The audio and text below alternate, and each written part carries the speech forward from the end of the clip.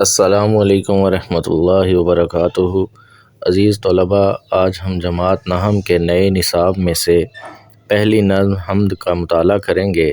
اس lecture میں ہم شاعر کا تعارف اور نظم کے پہلے دو بند کی تشریح پڑھیں گے۔ حمد کے شاعر کا نام مظفر وارثی ہے۔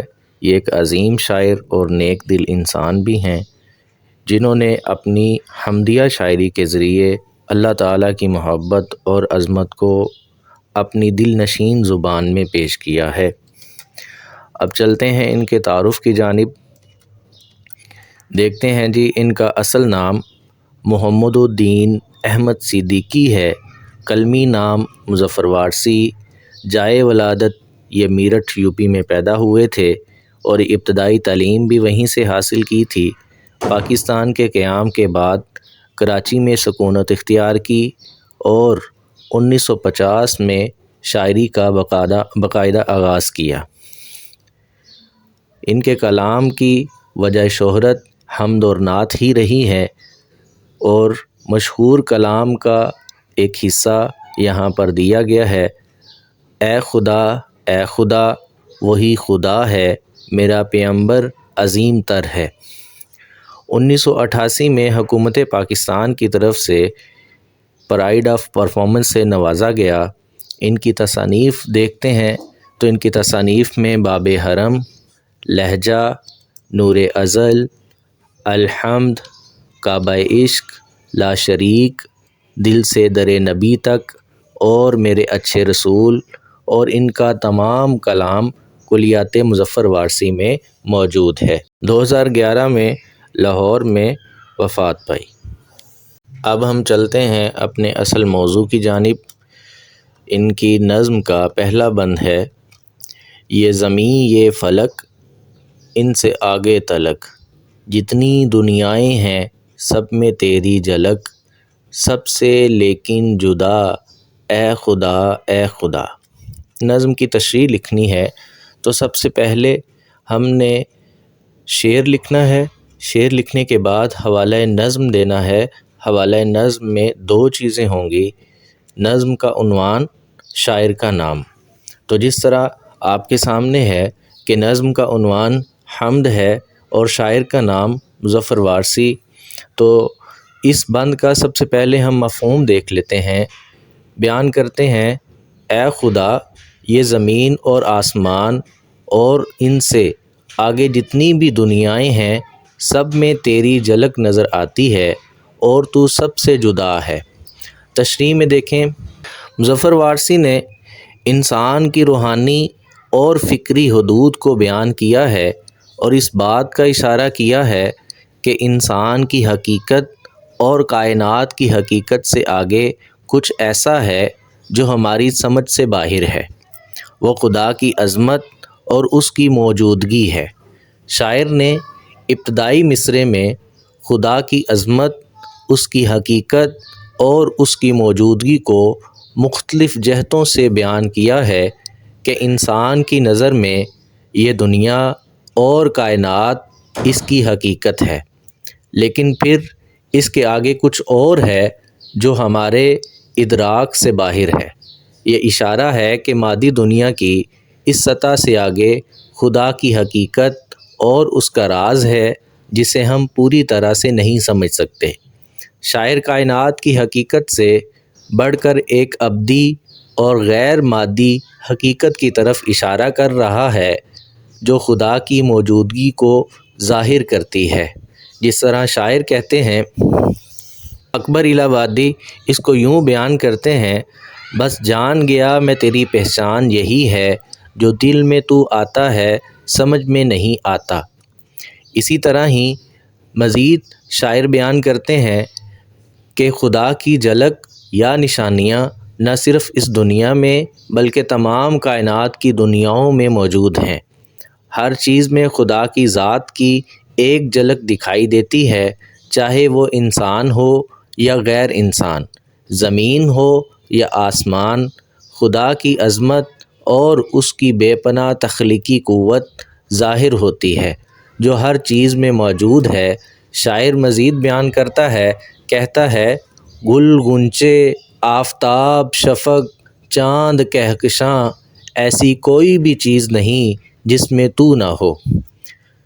شاعر خدا کی یکتائی اور انفرادیت کو بیان کرتا ہے کہ خدا تعالی کائنات کی تمام مخلوقات سے جدا اور منفرد ہے۔ یہ اس بات کا اظہار ہے کہ خدا کی ذات ہر چیز سے الگ اور غیر موازنہ ہے، اس کی حقیقت میں کوئی شریک نہیں اور وہ ہر اعتبار سے سب سے جدا ہے۔ شاعر خدا کی عظمت اور اس کی وحدانیت کی اہمیت کو واضح کرتا ہے کہ ترجمہ کہہ دیجئے اللہ تعالیٰ ایک ہے، وہ واحد و یکتا ہے۔ اصل میں شاعر خدا کی موجودگی، اس کی جھلک اور اس کی یکتائی کی حقیقت کو بیان کرتا ہے۔ یہاں کائنات کی عظمت، خدا کی تخلیق اور اس کے انفرادیت کے تصور کو بڑی خوبصورتی سے پیش کیا گیا ہے۔ انسان کی نظر میں کائنات کا ہر جزو خدا کی تخلیق اور اس کی حقیقت کا عکاس ہے، مگر اس کے آگے ایک ایسی حقیقت ہے جو صرف خدا کی ذات سے جڑی ہوئی ہے اور وہی سب سے جدا اور منفرد ہے۔ اب ہم دیکھتے ہیں اس کا دوسرا بند۔ دوسرے بند میں شاعر بیان کرتا ہے، ہر سحر پھوٹتی ہے نئے رنگ سے، سبزہ و گل کھلے سب سینہ سنگ سے، گونجتا ہے جہاں تیرے آہنگ سے، جس نے کی جستجو مل گیا اس کو تو، سب کا تو رہنما اے خدا اے خدا۔ اس کا مفہوم یوں بیان کیا گیا ہے کہ اے خدا، تیری قدرت ہر صبح کو نیا رنگ اور پتھر سے سبزہ و پھول نکالنے پر قادر ہے، اور جو تجھے حاصل کرنے کی کوشش کرتا ہے تو اسے آسانی سے مل جاتا ہے۔ تشریح میں دیکھیں، بیان کرتے ہیں کہ ہر صبح ایک نئی روشنی اور ایک نیا آغاز لے کر آتی ہے۔ یہ خدا کی تخلیقی قوت کا نتیجہ ہے کہ ہر دن ایک نیا رنگ، نئی امید اور نئی زندگی کے آغاز کی علامت بن کر ظاہر ہوتا ہے۔ ہر سحر میں ایک نیا رنگ، ایک نئی جمالیات چھپی ہوتی ہے جو خدا کی قدرت کو ظاہر کرتی ہے۔ خدا کی قوت اس قدر عظیم ہے کہ وہ پتھروں سے بھی زندگی نکال کر پھول اور سبزہ اگاتا ہے۔ سینہ سنگ یعنی پتھر کے سینے سے سبزہ اور پھول کا اگنا خدا کی تخلیق کا ایک عظیم معجزہ ہے۔ یہ خدا کی تخلیقی طاقت کی علامت ہے کہ وہ بے جان اور سخت چیزوں میں بھی زندگی اور خوبصورتی پیدا کر سکتا ہے۔ خدا کی موجودگی اور اس کی تخلیق کی آواز پوری کائنات میں سنائی دیتی ہے۔ آہنگ سے مراد وہ سرود یا آواز ہے جو خدا کی تخلیق کی طاقت کو ظاہر کرتی ہے۔